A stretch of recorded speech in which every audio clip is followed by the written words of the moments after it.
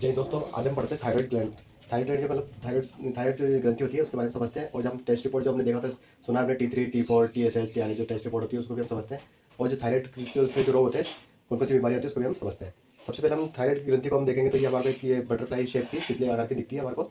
और ये इसके अगर लोकेशन जो देखें वो हमारी जो श्वास नली होती है ट्रेकिया उसके जस्ट ऊपर की तरफ होती है। और जो लैरेंस लैरेंस वगैरह जब वॉइस बॉक्स होता है उसके जस्ट नीचे होती है। और ये इस तरह से ट्रेकिया को पूरी तरफ से ढकी हुई होती है, पूरी तरफ से मुड़ी होती है इस टाइप से। और जो बैक साइड होता है इसमें पैराथायरॉइड ग्लैंड्स होते हैं, जो चार डॉट आप देख रहे हैं ये पैराथायरॉइड ग्लैंड्स होते हैं। और ये हमारी ट्रेकिया है, इसके पे लगी हुई है। ठीक है, अब इसका अगर हम जूम करके देखते हैं तो इसमें हमारे जो संयोजित तक जो होते हैं उससे बनी हुई होती है, ये इस टाइप से होती है। और जो फोलिकुलर सेल्स दिख रहे हैं ये फोलिकुलर सेल्स से बनी होती है। और इसमें बीच में पैरा फोलिकुलर सेल्स भी होते हैं। और जो स्टेमस होता है ये बीच का भाग, जिससे ये दोनों लॉब्स जो लेफ्ट लॉब्स और राइट लॉब्स दोनों स्टेमस के थ्रू मिक्स होते हैं, जुड़े होते हैं। और अगर आप थायराइड ग्लैंड्स ग्रंथि होती है ये हमारी, इसको समझते तो ये एंडोक्राइन ग्रंथि है। एंडोक्राइन ग्लैंड से मतलब इस अंत्यस्रावी ग्रंथि है जो हमारे ट्रेकिया पर स्थित होती है। और इसका कार्य जो होते हैं, इसके से हमारे शरीर को शारीरिक और मानसिक विकास होता है।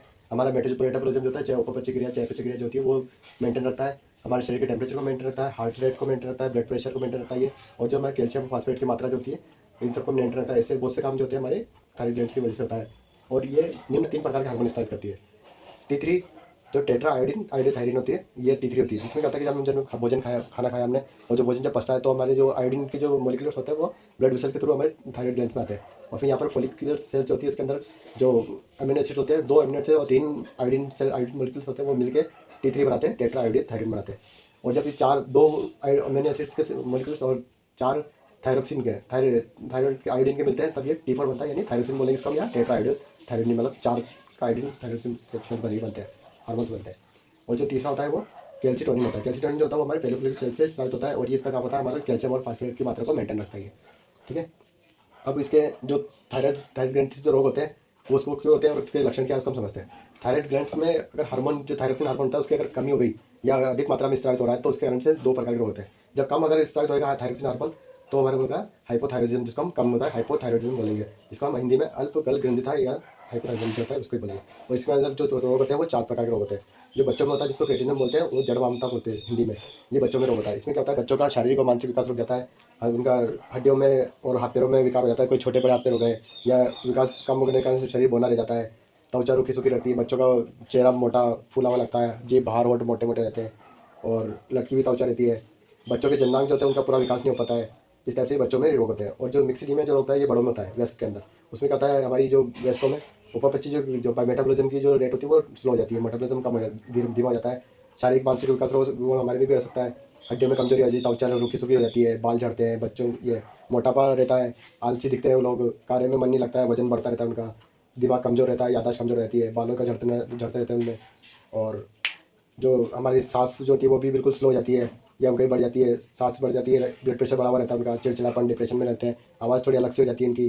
और हमेशा कब्ज़ की शिकायत रहती है, मांसपेशियों में ऐंठन सी रहेगी और उनको ठंड अधिक लगती है। ये हमारे हाइपोथायरॉयडिज्म में जो होता है, अल्प जब मतलब आयोडीन की कमी हो जाती है या थायरोक्सिन हार्मोन की कमी हो जाती है तब ये रोग होता है। और जब ये थायरोक्सिन हार्मोन या आयोडीन मात्रा जो अधिक हो जाती है, जब अधिक मात्रा में निकलता है तो वो क्या होता है, इस हाइपरथायरॉयडिज्म रोग होता है। उसमें क्या होता है, 2 प्रकार के वो होते हैं रोग होते हैं। एक्सोफ्लेथेमिक गोइटर, इसमें क्या होता है, जब हमारी जो आँखों का गोलक होता है वो उसके पीछे श्लेष्मा आ जाती है, सूजन आ जाती है, उसका से हमारा जो आँखों का गोलक होता है बाहर की तरफ निकला हुआ रहता है और मोटा मोटा सा आँखें नजर आती है, फुली फुली सी। और जो दूसरा रोग होता है ये पल्फिमर्स रोग, इसमें क्या होता है, हमारे शरीर में जगह जगह पे गांठें हो जाती है, ऐंठन हो जाती है। और गांठों से जैसे पिंडली वगैरह में, हाथ पैरों में कहीं पे भी गांठें गांठें से नजर आती है। और इसके लक्षण जो होते हैं हाइपर थायरोइडिज्म के, उसमें क्या होता है, वजन घटता है, घटने लग जाता है, ब्लड प्रेशर बढ़ता रहेगा, पसीना ज़्यादा आएगा, घबराहट रहेगी, गर्मी गर्मी लगती है उसको, थकान रहेगी, हमेशा थका हुआ रहेगा, अनिंद्रा रहती है, नींद नहीं आएगी, मांसपेशियों में कमजोरी, त्वचा एकदम नरम हो जाती है। जो महिलाओं में मासिक धर्म होता है वो उसमें परिवर्तन आ जाता है, नेत्र गोलक बाहर की तरफ नजर आता है, शरीर में गांठें पड़ जाती है, भूख बढ़ जाती है उसकी, भूख बार बार भूख लगती है। और जो इसमें इसमें कब्ज हो जाती है, इसमें हमारे को मल बार बार आता है, बाल झड़ते हैं, भंगुर होते हो जाते हैं बाल, उनका आकार बदल जाता है। और गंड वाला जो गले में सूजन वगैरह होते रोग होता है वो भी इसमें हो जाती है, गांठें हो जाती है गले में भी। और त्वचा हमेशा गर्म ही रहेगी, हाथ पैर हमेशा गर्म रहते हैं उसके, और उसमें कंपन होता रहता है। ये इसके अधिक मात्रा में थायरोक्सिन हार्मोन ज़्यादा हो जाता है तब ये रोग लक्षण होते हैं इसमें। अब जो थायराइड या TSH TRH जो होता है उसको हम समझते हैं।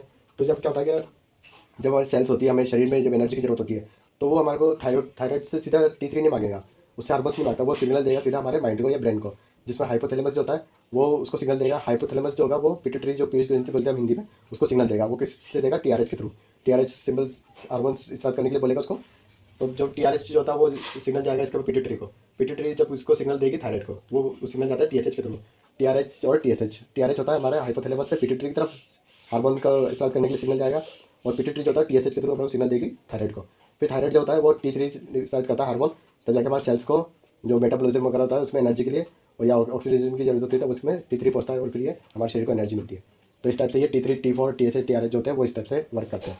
ठीक है। अब कई बार क्या होता है कि हमारे को आयोडीन की कमी हो गई या थायरोक्सिन हार्मोन कम बन रहा है, थायरोक्सिन हार्मोन या थायराइड कम ग्रंथि जो है काम नहीं कर रही, वर्क नहीं कर रही, तो उसमें क्या होगा कि हमारा जो TRH है वो तो कंटिन्यू सिग्नल देता रहेगा, सेल्स इससे मांगती रहेगी और ये कंटिन्यू इसको बोलेगा, ये इसको बोलेगा, तो हमारा TRH और TSH जो होता है वो बढ़ा रहता है और T3 T4 जो होगा वो डाउन हो जाएगा। और कई बार क्या होता है पिट्यूटरी ग्लैंड्स में कोई दिक्कत आ गई, इसमें कुछ रेडिएशन आ गया, कुछ आ गई प्रॉब्लम आई, तो ये क्या होगा, ये TRH जो होगा माइंड जो हाइपोथैलेमस होगा वो तो इसको कंटिन्यू सिग्नल देगा, सेल्स इससे मांगती रहेगी, ये इसको कंटिन्यू सिग्नल देगा, परंतु क्या होगा कि ये आगे सिग्नल देगा ही नहीं, तो TSH स्लो हो जाएगा और थायराइड को अगर ग्रंथि को अगर इसको सिग्नल नहीं मिलेगा तो ये T3 T4 भी डाउन हो जाएंगे और TRH बढ़ जाएगा। इस टाइप से हमारा ये टेस्ट रिपोर्ट में भी T3 TRH जो होता है बढ़ा हुआ या घटा हुआ था वो इस टाइप से होता है इसकी वजह से। तो इस टाइप से हमने समझा थायराइड ग्लैंड्स, उसके रोग क्या क्या होते हैं, हाइपोथायरिज्म और हाइपरथायरिज्म, और उनके लक्षण क्या क्या होते हैं इनको समझा हमने। Thanks for watching. वीडियो अच्छी लगी तो लाइक कमेंट शेयर सब्सक्राइब करें।